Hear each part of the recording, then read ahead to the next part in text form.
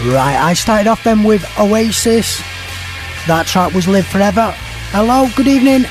Welcome to the show. Col Ford here with you now. Next couple of hours with some indie classics. Also got a special guest in the studio with me at the moment, Mr. David Harrison, or should I say Dr. David Harrison. Would you like to introduce yourself? Just tell us a little bit about who you are, what you do and why you do it. Well, cheers for the invite, Col. Yes. All right. Yeah, well, at the moment I'm a writer, historian, if you like. I write books on the history of Freemasonry, and I also lecture history as well. So that's taken up a lot of my time. Before that, going way back, I was in a band, and that was one of my main things back in the 90s. And what was the band called? Well, there was a few really. They kind of all merged together, and some lasted about a day or a week or something like that. I was in a band. I think the longest band that we had together was one called Spacematic, which lasted about 3 years, which was a big long time at that point. And you split due to musical differences. Well, that's one way of putting it. I think that's what everyone sees when you split up. That's what they always seem to say. Well, this is it. Musical differences. Oh yes. So I wanted to do hip hop. He wanted to do like love songs. It's one of them. Something like that. Yeah. So yeah, but I was one of the writers, in the band, and I took some of the songs with me to a guy that I met in Liverpool called Jeff Davis, who ran, well, he still does. He runs a label in Liverpool called Probe, and he's behind loads of other indie bands from Liverpool, like Half Man, Half Biscuit, and he was behind a lot of the post-punk Liverpool scene bands of the early 80s, and he liked what he heard and decided to release it. Sent me to a recording studio in Manchester, and recorded. Cutting Room Studios. That was the Cutting Room Studios. Yep. How did you know that? Done a bit of work there myself. Oh, have you? Oh, yeah. Not so bad. Yeah. Not so bad. Nice yeah. studio. It is, yeah. Well, that's a really famous studio because back in the 90s and the early 2000s, I mean, you'd got Oasis that had been in there. That's in right. the 90s. Happy Mondays had wandered in there. Loads of Manchester bands, had recorded demos there and things like that. So it was a well-renowned studio, and slap bang in the middle of Cheetah Mill as well, if I remember correct. Yeah. That's it. Yeah, it was attached to a college. That's it. Yeah, that's where it was at the college. Yeah. Oh, all right, fantastic. So I was doing my music diploma. Very good. And used like studios for that. All so right. you released an album. What was the album called? Yeah, the album came out 10 years ago, and it was called Hum, and it was just under my name, and that was released by Probe, and which is an indie label, so it wasn't a mass thing, it was only, they only printed, a few thousand or whatever, and, but it did fairly well in an underground kind of way, It's always good. Yeah. Yeah, so it was You good. can buy it on iTunes, can you? You can still get it on iTunes, yeah. So it's still doing the rounds, Cool, you're still getting your paychecks from it. Well, I won't go that far, but 25 pence a year dropping through your letterbox. 25p, yeah.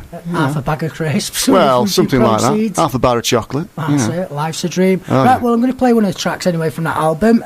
This one was remixed, I believe. It's is it Lost in the Ocean? Lost in the Ocean, yeah. And it was given a cheeky little remix. So tell a little bit about that. Yeah, well, this was done in the Cutting Rooms, and I was in one studio. In the next studio, there was this local rap group there, and we kind of wandered in and stuff like that, as you do, and wandered in and out of each other's little studios, and they were like into all this kind of remixing stuff and sampling, and so that kind of opened that door for me, really, because I thought, that's good, that, because they were all bringing little samples in and stuff like that, and it's great. So which kind of cast my mind back to the Legends days, which we'll talk about later, maybe. Yeah. But they were into the dance stuff as well, and so we kind of got on well, and we were in the studio for a few days, you know, so camping out there, you know, as you do. As you do, yeah, yeah. Yeah. They're great little environment studios for camping out in, aren't they? Great, fantastic. So, and they heard this song, Lost in the Ocean, which was like an acoustic track that I did, with bongos on it and things like that. And they said, oh yeah, well, you know, we want to do something with this. So we ended up doing a massive remix, and they did a rap over it, and it ended up getting released. And again, in an indie kind of way, did okay, you know, around Manchester, and you know. So how was it actually released then? Was it released just online, or was it released as an actual physical product? It was released as a CD. They were attached to a label, like a little indie label. Can't remember the name of the label now, yeah. But they were playing like a lot of club dates and things. You know, they did a bit in Sankey Soap, and do you remember that? Yeah. That's still going. Sankey's. I don't know. I'm not sure. Sankey's. Yeah. I don't think so. Most of them are shut down now, haven't they? Oh, you see, we're still stuck in the 90s. You know. Tell me about it. Oh, I can't believe it. Halcyon days. Oh yeah. So yeah, it got a release, and you know, they were playing it around, you know, with a few of the tracks of theirs, and but yeah, it was good. You know, did quite well, that one. Yeah. So what were your influences on the album? There's a lot, really. I mean, I suppose really 60s music was always my, you know, the psychedelic kind of era, if you like, late 60s, the Beatles and the Stones and the Who and Arthur Lee, the Monkees. Oh yeah, and yeah, bands like that, fantastic bands, you know, that kind of you know, broke the boundaries really of the music of the time, you know, and you know, but a bit of 70s music as well, bit of punk. I don't mind a bit of punk, you know, and then obviously, you know, for us, because we've known each other for a long time, haven't we? Yeah, you know, a few years, right. 26 or so, isn't it? Right. Maybe I think it's longer, isn't it? It's about 20. Something like that. We used to go to the Hacienda, didn't we, first? Oh, the Hacienda. Going there years and years ago, and then that's it. That kind of moved on to Legends. Legends, that's right. In Warrington. That's right, yeah. Which we kind of frequented on a weekly basis. That's it, yeah. Great. So that kind of dance scene, you know, that to me was very similar. Not musically, but very, very, very similar in attitude and certain styles, you know, to the psychedelic era. You know, there's a link there, really. You know. Yeah, I think it was sort of a precursor, one in the 70s to kind of the acid sort of movement of the 90s, or the late 80s to the 90s. Yeah, that's it. Kind of a similar sort of loving type kind of experience for the listeners and the, you know, the artists. You know, so that's like an influence as well, and. Obviously, when, you know, round about 91, I kind of drifted away from Legends, and my musical tastes were, you know, kind of going another way, really. And I was discovering all this kind of indie stuff, you know, early Britpop stuff, really, you know, because I mean, you get Blur then, and I know they're not that fashionable now, like but 95 or something, I think, weren't they? Like Blur, about 94, 95. Bit earlier, I think they did that. There's No Other Way. I can remember that. That was about 92, 93. I think they actually played Legends once on a Friday night as well. That's the link, yeah, because I think we were there. Yeah, I'm sure of it. Oh, yeah. I've got this vague memory. Sort of remember, yeah. Vague's the right word. When you get to our age, vagueness of memories and stuff like that. That's it. Everything is quite vague, but you're doing quite well in remembering all this kind of stuff anyway. Oh yeah, I'm impressed with that. So, you know, that all those kind of influences merged, and by the time we get to like about 92 and 93, that's when I start kind of joining bands and things, and, you know, proper serious bands where you're actually doing gigs and you know, stuff like that. So, you know, all those kind of musical influences, if you like, streamed into that, you know. Cool. Right, well, I'm going to play one of your tracks now, and I'll come back and have another chat after I've played this. Fantastic. So this is that remix track, and it's called Lost in the Ocean. I was waiting for you then. I was trying to see if you'd forgotten already. That's all it was. I was trying to set you up. I've got it written down. Right. Lost in the Ocean.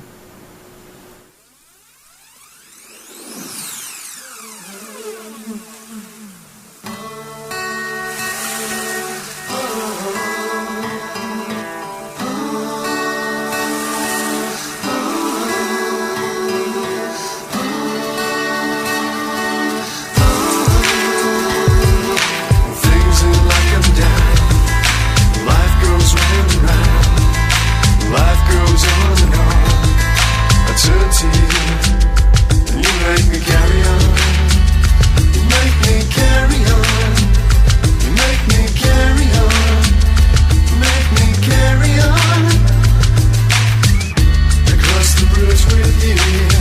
Throw a stick in the water. You watch it drift to the other side. Once it's swept away, it's lost in the ocean. So much ocean you can hide. Yo, Nitro, I'm lost in the ocean, but I can't swim. I'm trying to survive, but I got anger within. Forgive me, Father, one of your children I've sinned. I'm stuck in the game, I can't die, I must win. Who can I turn to? I've had a rough day. I've been easily stressed, so I smoke and get blazed. I'm lyrically blessed and I wanna get paid. It's not your clue to mafia, and this is my struggle. I'm broke again like it's a regular thing, and being a ain't helping a thing, cause pigs wanna lock you up. It ain't easy, believe me, you gotta keep it tight and low key. I need to hustle, make my own income. I carry out actions I've already written. It's dark at night, but they jack me for an instant. I'm lost in the ocean, save me before I drown. I got things in life and down. Life goes round and round. Life goes on and on. I turn to you, and you make me carry on. You make me carry on. You make me carry on. You make me carry on. Yeah, okay. This is my struggle, my chance at the limelight. Skills now double, answers soon clear, and I say proudly that I made it through the tunnel. I bettered my insight, and it shows you when I'm writing that I'm fired with the mic. I won't just get wiped out by the ocean tide. And I keep my sandcastle strong and stay vibrant. It's fate, I'm inspired each time I glance at the sea light. The wet times I still feel like I'm fighting. It's likely for me to switch sides and get violent and hit heights with quick rhyme styles, rising to the skylights with this vibe on beside me. I'm repping it and trend setting for a while we got it locked with a pad. They cop back when we're on track, but tracking never that. Keep eyes locked for the prize with those hawk eyes. Things in life come down. Life goes round and round. Life goes on and on. I turn to you, and you make me carry on. You make me carry on. You make me carry on. You make me carry on. Where the hell's my head at? Yo, I'm lost in the ocean. I'm thinking in slow motion and my eyes can't focus. Wish I could hocus pocus, I stop feeling so hopeless. Feeling like a shizzle when I'm turkeying and dopeless. Plus I'm only 18, I'm almost probably messing with my mind. Thinking so deep, 50 situations at a time. That's the reason why I smoke my bullets, not my lines. But it doesn't always help you through the bad times. Very next morning might be waking up on landmines. Gotta keep your family ground, keep all your friends, cause there's nothing worse than having no virgins in your end. Now I'm in water, never thought I'd be a slaughter. What I'm gonna do like if I have a son or a daughter? Sometimes I feel depressed and my eyes bleed tears, cause I've been paranoid. Col Ford Radio, Warrington 1332 medium wave. I am joined by Dr. David Harrison.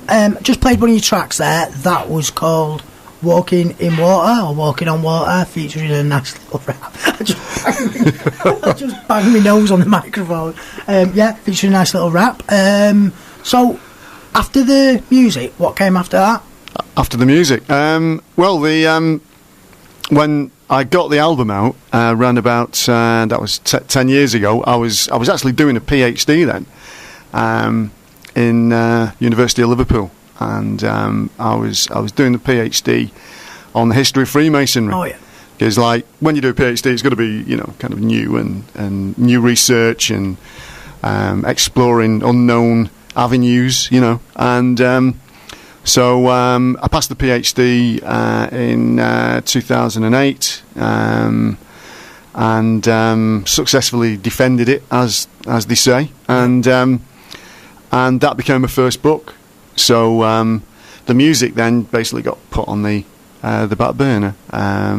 Because, you're only earning 25p a year on the music. That's the one, a Freddo. Exactly. You can get a Freddo a year. Well, this is Celebrate it at Christmas. Open up your Freddo. So I thought I deserved a bit more of a pay rise. And, so the book came out, did really, really well. Got sneaked onto the bestsellers list for a bit before, sneaking off again. But... it did okay. So then I did another one, and then another one, and then another one. Yeah, the research just went on and on, So I've done just published my 8th book. So why Freemasonry? Well, it was just a complete accident, really. I mean, in the 90s, I'd gone to Bangor University, done a history degree there, and I was just thinking about being an archaeologist. You know, I always wanted to be like an archaeologist if the music thing didn't work out. So, and when I passed the degree, I started working as like an archaeologist, and it was terrible pay. It was more kind of volunteer work, really. You know, with maybe a few added extras, you know, and keep a couple of fossils and stuff. Yeah, keep a bone or something, you know. Yeah, Take home a bit of a Tyrannosaurus Rex jaw. Yeah, that's it. Mantelpiece. That's it. Well, I mean, you know, you have this romantic image of like archaeology, but you're basically digging a hole in the mud, you know. So and it's raining, or you know, it's really, you know, it's either one or the other in England, isn't it? You know, the weather. Yeah. And more often than not, raining. And you know, so it was hard work, really, for very, very, very little money, and also it was seasonal work. So it stops round about September-ish, right. October at the very latest, and that's it, you know. So I thought, well, this is no good. I'm back to 25p a week here. Yeah, that's it. Well, yeah. Yeah. So I thought, right, it's time to move on. So I thought about going into teaching, which I did, and at the same time, I became a Freemason.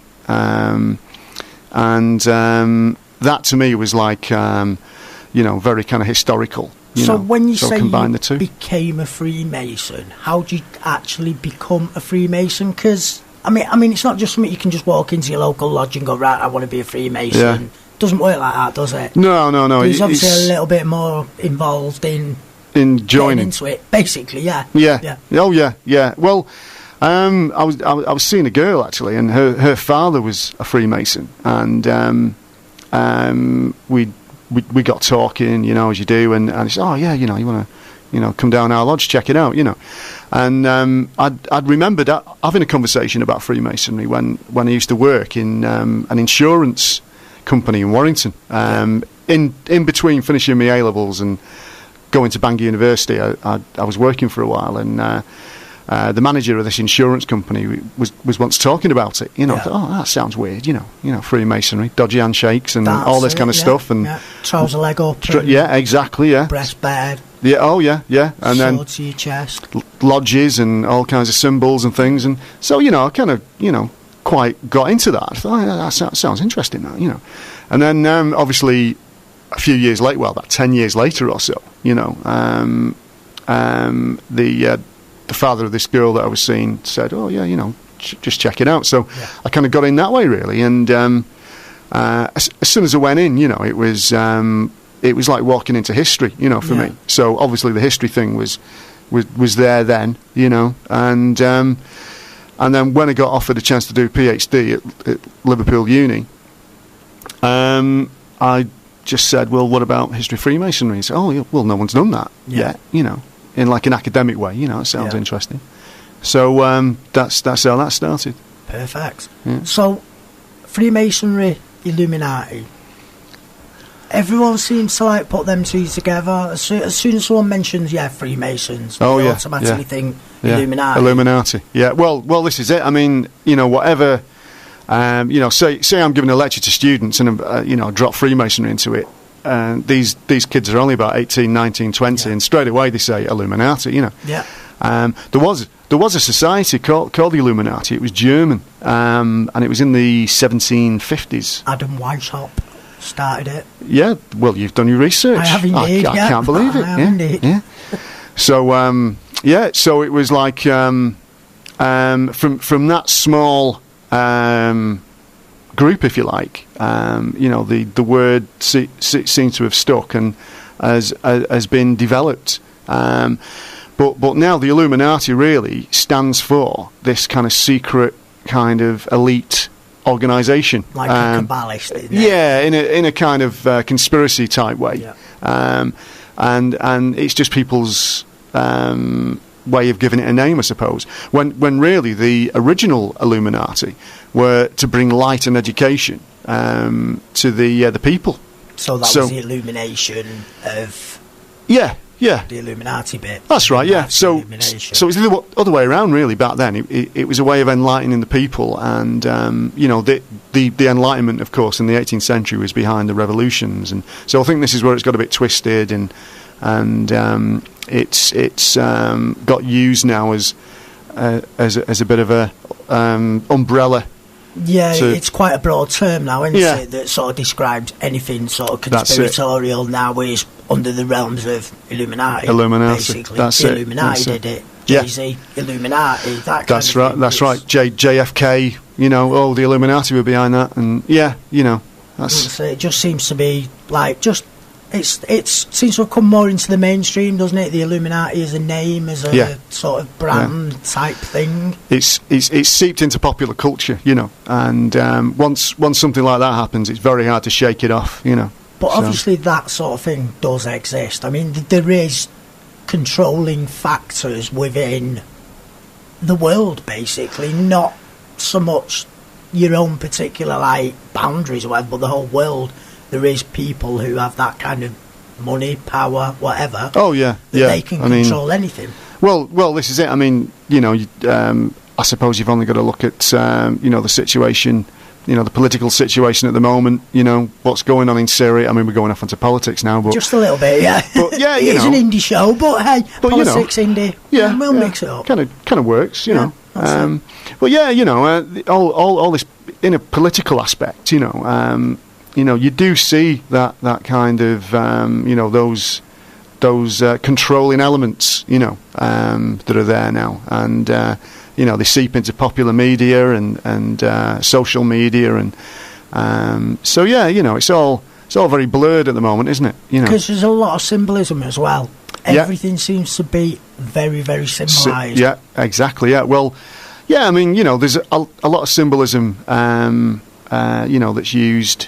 On TV and adverts and things, and it's not necessarily Masonic or anything, but it's I suppose these media guys, behind these PR guys behind the adverts and behind selling politicians and selling celebrities, they've adopted various ways of putting in these messages subliminally.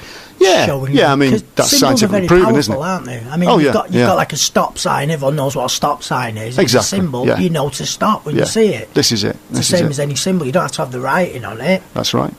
Yeah. I mean, there's symbols in everyday life. As you say, you can be walking down the street. There's road signs. There's symbols on trucks. All these graphic designs that work on these old symbols, and you're recycling symbols. Exactly.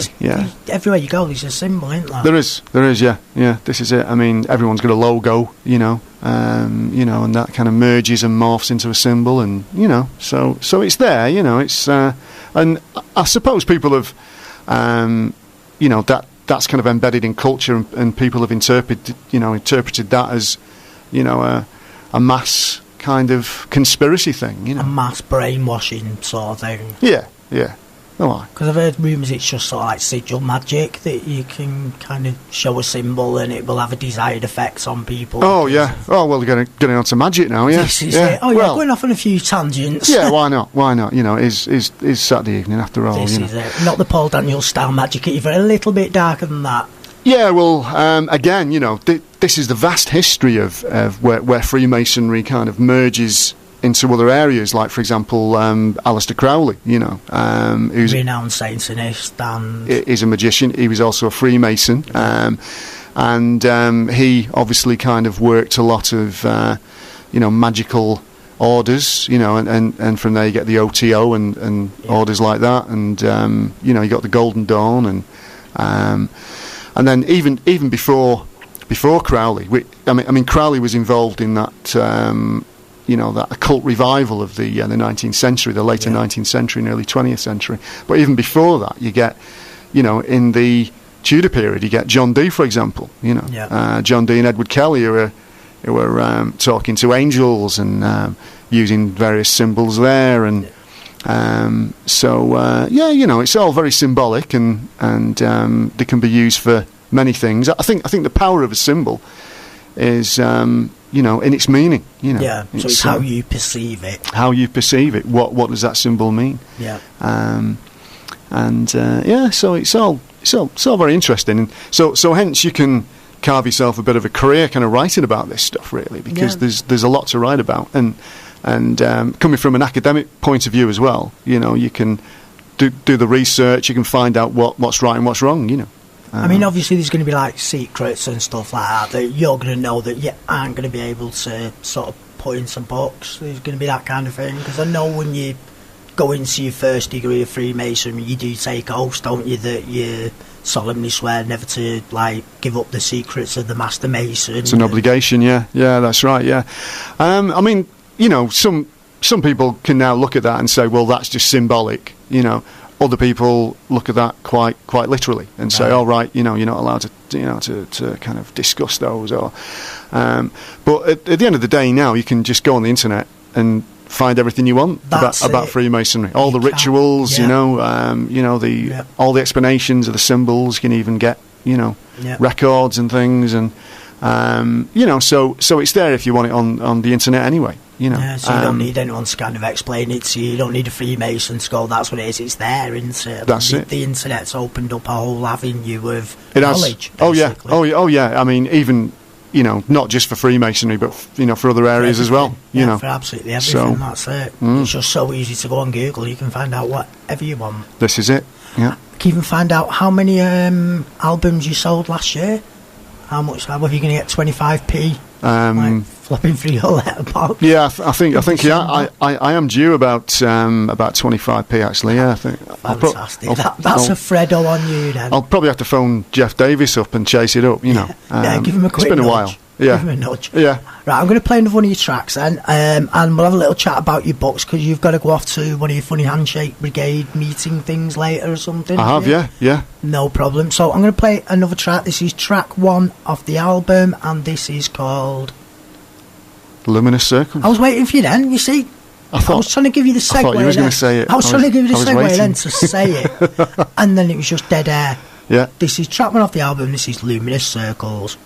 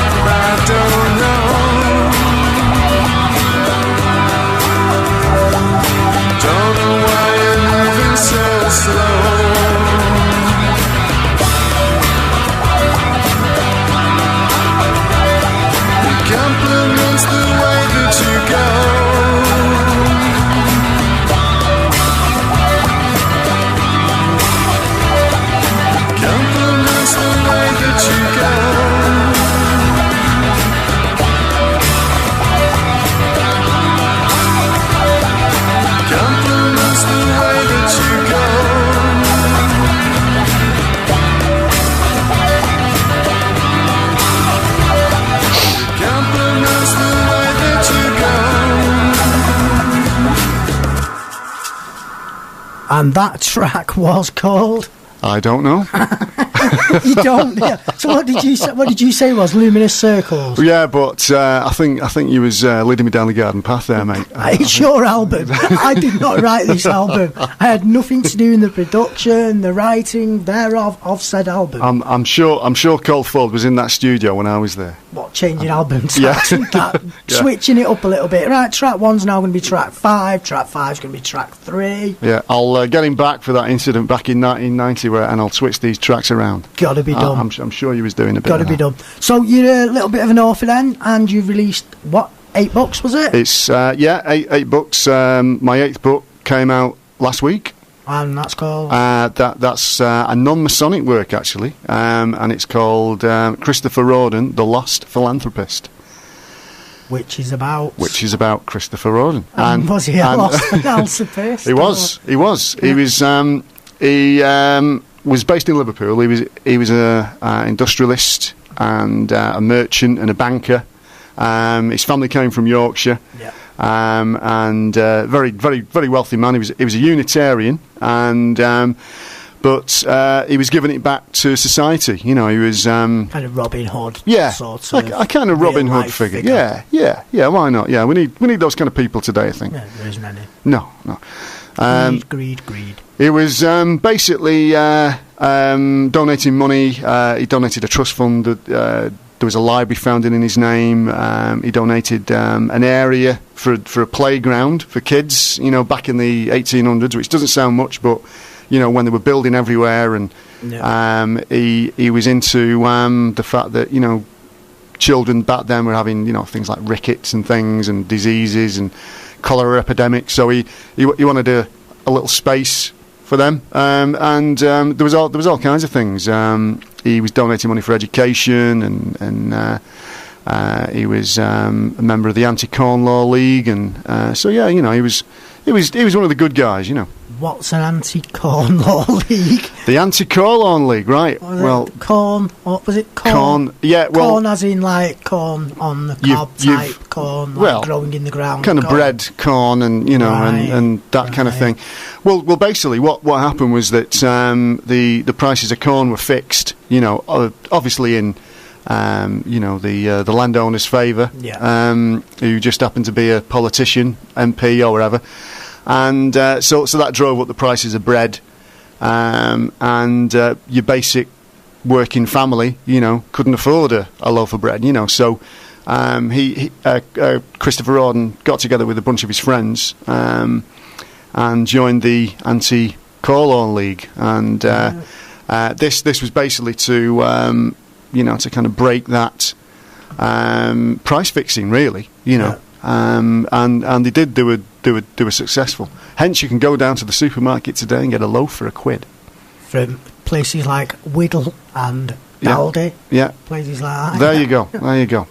So, but yeah, I mean, you know, so he was very much for the working man. He was, and you know, there's still places in Liverpool, you know, that in Anfield in particular, where you know, his name is still known, you know, but overall he is a lost philanthropist in a way, you know, and so it's a good book about that, really, about his life and about his family, and just looking at the you know, the differences, you know, in the way that some people's thinking you know, change the world, you know, or well, change their locality in a way, but overall, you know, it is something that we're lacking today. That's right. You know, I mean, there was families like the Rathbones in Liverpool. There was the Holts. There was the Mellies, and they were all donating money to, you know, for projects in Liverpool, be it drinking fountains or be it universities, and we don't have that anymore, really. You know, we don't. You know, it's gone. Yeah, that's it. You know, we don't have people that just off their own back, you know, kind of create these you know, these kind of social things, you know, for people. I mean, we've got libraries closing. Oh yeah. All over the place. I mean, the Warrington library's closing, I believe. Terrible. You know, and that's happening all the way throughout the country. And it was these philanthropists that kind of opened these libraries, because they wanted to give education to the people. Yeah, that's it. But nowadays, everyone sits on the smartphone, goes on Google, and doesn't go down to a library. Yeah. Well, this is it. But I mean, part of that is that obviously on the internet, not everything's true. This is it. Yeah. So it's like, well, we need a library because these libraries weren't just about reading books. They were about meeting places. Yeah.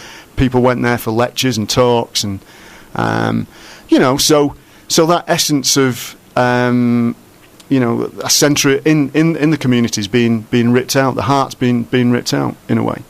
And I think a lot of these people in the 19th century, these philanthropists, they saw the benefits of community. Like in Warrington, there was Gilbert Greenall, who owned the brewery, and he was a Freemason, local Freemason, and he actually got involved in opening the library and laid the foundation stone. Right. I think it was 1855. There was all these learned societies that sprang up in the 19th century that these people were behind, giving the education to the people, really. Yeah, this is how it should be. Exactly, but now it's all been taken away. Yeah, that's it. Well, they want dumbing down of the population, don't they, basically? This is it, yeah. Divide and conquer. Exactly. That kind of thing. Exactly. So your other books that you've written were all based on Freemasonry. That's your first kind of venture outside from the realms of Freemasonry. So the other 7 are... to do with Freemasonry, yeah. I mean, the first one was like a look at the origins. That was called The Genesis of Freemasonry. Yeah. I followed that up with a book called The Transformation of Freemasonry, which was all about the 19th century and again looking at philanthropists and the way Freemasonry changed, because it did used to be, in the early 19th century at least, a society for working men. There was a lot of working men in there, especially in industrial towns like Warrington and Wigan and places like that. And then it switched to a more middle class content, So a lot of my books have been about that, the change in Freemasonry and the fact that Freemasonry isn't just, a nice club.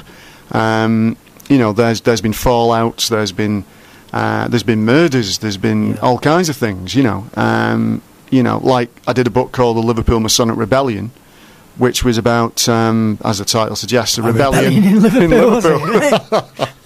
Genius title. Oh, that's fantastic. They loved it. And so these like local Liverpool guys, and Wigan guys as well. There was a few Wiganers in there, and they just said, we're going to do it ourselves. We're going to rebel against all this stuff, this new stuff, because it was the early 19th century. Just after the union of the ancients and the moderns, which is a whole other story. The Industrial Revolution before that, was it? Around that time, Around that time. And so they said, we're going to do it alone, and they formed their own Grand Lodge, so they fell out big time really with the guys down in London. So there was a lot of falling out and so it's never been a society of complete harmony. There's been fallouts. There's been, all kinds of skullduggery. But there's also a lot of good stuff goes on. But I always say with Freemasonry, it's a bit like when you go into a lodge room. There's a black and white checkered floor. That's right. And that symbolises. That's right. So you've been doing your research again. Yeah. Fantastic. I know these things. Fantastic. I'm trying to infiltrate, you see. That's all it is. Well, yeah, this is it. You see, yeah. I can believe it. So, but yeah, the floor, the white and dark checkers, if you like, are reflective of the the good and dark side of human nature, and so that, in essence, is reflected in Freemasonry in a way. So my books have explored that and all these little fallouts, and like there's one called the York Grand Lodge, because they had their own little thing going on in York and didn't talk to the other ones,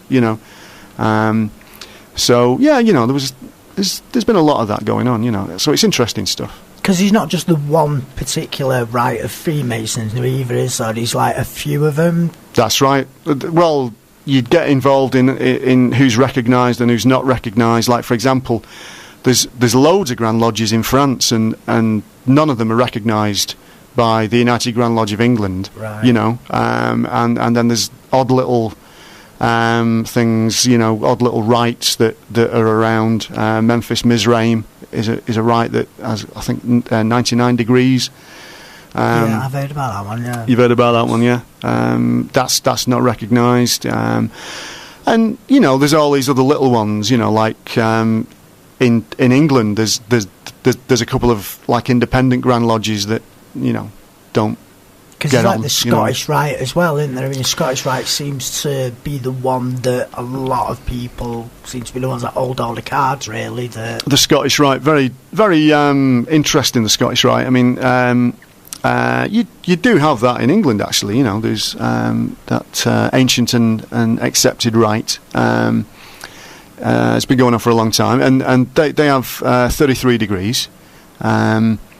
And in fact, I was over in the States back in May, giving a talk to Scottish Rite Temple.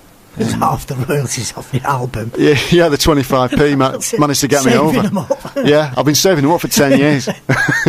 We're buying a bottle of milk next week. So you were giving a talk, what, about the Scottish Rite of Freemasonry there? Yeah. So, that was interesting, because I met a lot of 33 degrees guys over there, and, so it's good to see different aspects of it, and, you see all these different things going on, there's all these different avenues within Freemasonry that you can check out. One of the most famous sort of Freemasons, I think, in the Scottish Rite, well, there's a few, but I mean, Albert Pike, obviously. Albert Pike's a famous one, yeah. One of the sort of most renowned. That's right, Southern jurisdiction, yeah. He basically was the father of the the modern Scottish Rite, if you like. Yeah. He's the one that wrote Morals and Dogma, which is a big book that's still knocking around. You've probably heard of that. I have. I've read a few bits of it. Yeah, I've read a few bits of that. And it's very, very, very complex. There's a lot in there. In fact, I'm writing a book at the moment on lost rights. I'm plugging again, mate. Plug. Well, you've got to. I'm only on 25p a week. Yeah, that's it. You've got to get your money in somehow. Somehow, yeah. I'm trying my best. And but yeah, this new book that I'm writing about lost rights kind of looks at the development of the Scottish Rite and the rite of perfection and all this kind of stuff, and how these degrees were practiced, and they mixed a bit of magic with alchemy. This is back in the 18th century on the continent. There's all kinds of rites. The Swedenborg rite and. The rite of strict observance and all these weird and wonderful rites that kind of morphed and merged and they influenced other rites, and so eventually you get something like the Scottish Rite that includes a lot of degrees and a lot of themes. So what was the very first rite that ever? It was the very first rite ever. First person who decided, right, I'm going to get this little bit of a gang together. We're all going to have funny handshakes, share a few secrets here and there, a little bit of magic, bit of this, bit of that. Yeah, that's the $1 million question, really. I mean, it's probably never really happened like that. It just kind of flowed and adopted and merged with different themes, and different fashions, and it probably came from the stonemasons originally. My theory, is that originally there was the stonemasons, medieval stonemasons, building cathedrals, and they were very, very well respected. They knew how to build these magnificent temples to God that are still with us today, like York Minster or Chester Cathedral or whatever, and They knew the secrets of geometry, and they were quite renowned. I mean, in York, in particular, they were getting involved in local politics. In the medieval period, they were that well thought of, and so they had their nice little group. And by the time you get to the Tudor period, it's all over really, because you get the Reformation. A lot of these cathedrals are going in disrepair. They've been vandalised, in some cases. Churches have, and the stonemasons basically are getting new people involved. They're getting what's called non-operative Masons involved. So and it becomes a nice little society, and because it's linked with geometry and God's lost word, and because of Solomon's temple, isn't there got these links to Egypt as well, isn't there? Yeah. There's all kinds of Egyptian references in there. I mean, if you go back to the 18th century, you get Count Cagliostro's Egyptian Rite, which was going on in France. And you get all kinds of, Egyptian stuff going on, especially when, in the early 19th century, when Napoleon's forces, are in Egypt, and you get all those ideas coming through, and the pyramids, of course, and all this kind of stuff, and then the biblical references as well, So there's all that going on as well. There's different streams going into Freemasonry, So for a good 100 years or so, it was changing, it was transforming, It still is, It's just evolving as society evolves. Exactly, mate. You've hit the nail on the head. Right. Yeah. So there's some guy just randomly walked past with 3 balloons. I don't know what's going on there. I've got no clue. Considering the market's closed, I have no idea what's going on. So I've got another track to play of yours then. I could carry on talking to you all night, where you've got to go and do some funny handshaking. I've got a Masonic do. In the local Masonic hall later on. Unfortunately, I've not been invited. Yeah, we didn't invite you. No, so, I was missed off the list. Yeah, it's just one of them things, mate. That's it. Yeah. I'll try and get in later on. And just leave my name on the door. I'll go in and give them the funny handshake. Give them a knock on the door.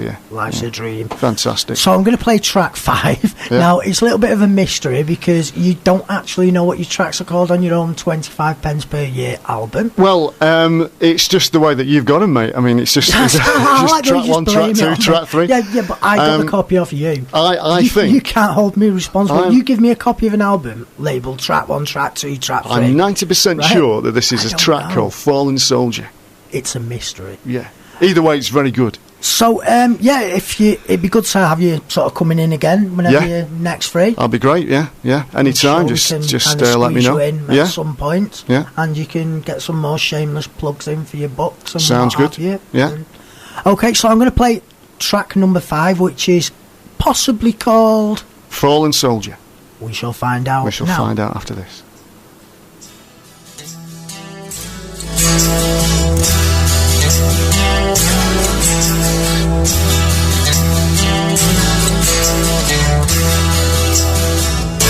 Get out of my head, get out of my way, get out of my life. She's leaving today.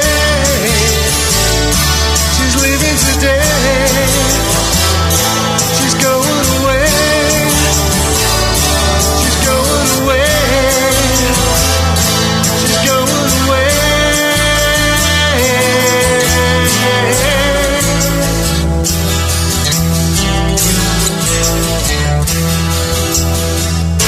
She's living my life, I'm lying in bed. I'm thinking about the things she said. The things she said. Going round my head. Going round my head. Going round my head.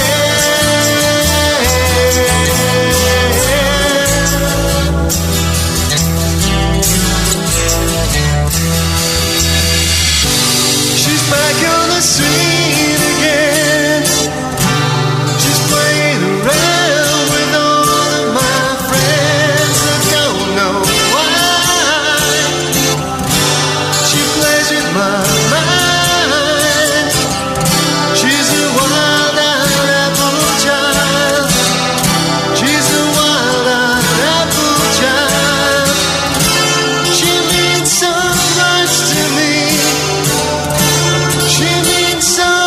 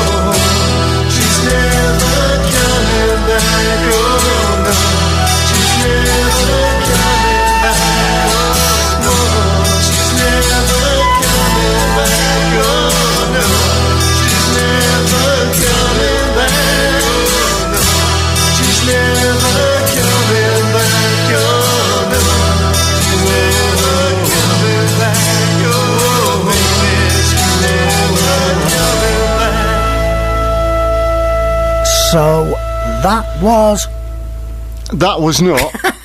not Fallen Soldier. Buy this guy's album now, then you can make your own titles up to whatever the tracks are. Can't believe it, mate. Can't believe it. Yeah, so yeah, that was brilliant. So have you enjoyed your little bit of a chat here at Radio Warrington? Mate, it was great. Brilliant. Yeah, it was really good. And like I say, we'll get you in again. Yeah, fantastic. Yeah. We'll try and get a checkerboard floor in here next time for you, so you'll feel a little bit more at home. Yeah. I can see that going down well in here. A couple of pillars at the door light. Fantastic. Yakim and what was it? Hey, Boaz and Are you trying to get secret words out of me now? Are you trying to get the secret codes and secret? Oh, I can't believe it. I'm trying to sneak into doing a bit. This is a disgrace. When I finish here at 8 o'clock, I'm gonna try and sneak my way into the Masonic Lodge. Well, you know, you've done worse things, you know. So I don't doubt it. Yeah, enough about that kind of thing. Yeah, let's move on. Let's move on for that one. Moving swiftly on. Yeah. But it's been a pleasure anyway. So thank you very much for coming in. Thanks for the invite and. Probably see you again sometime. I'm pretty sure we'll have you in again. Excellent. I'm sure if any of the other presenters are looking for a local historian that would like to talk about local history, fantastic. You're the man to come to. Great stuff. And